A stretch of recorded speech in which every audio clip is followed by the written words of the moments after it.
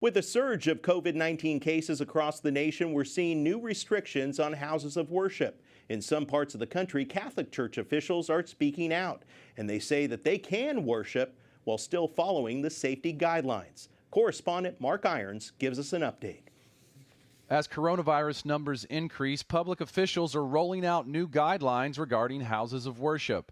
In the nation's capital, Washington, D.C. Mayor Muriel Bowser is announcing adjustments to Phase 2 openings. We are reducing the maximum capacity inside our houses of worship from 100 people to 50 people. That goes into effect tomorrow. In Oregon, new restrictions announced last week, with Governor Kate Brown now limiting faith gatherings to 25 people. The move prompting backlash from church leaders, with the Archbishop of Portland, Alexander Sample, insisting in a statement that churches have been following safety protocols and the virus isn't spreading at faith gatherings.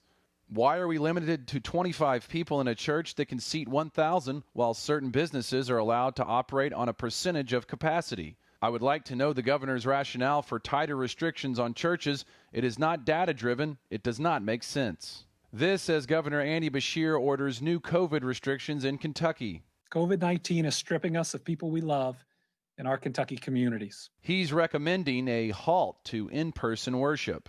Louisville Archbishop Joseph Kurtz spoke to me about that.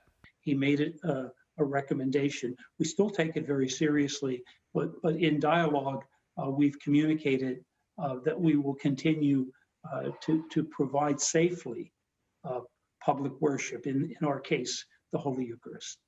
The Archbishop tells me the relationship between church and civil authorities is crucial in securing public safety during the pandemic. He also stressed the importance of the Eucharist to Catholics. The Eucharist would certainly be top on the line in terms of what is essential in not only our faith, but in living a robust life. In Washington, Mark Irons, EWTN News Nightly.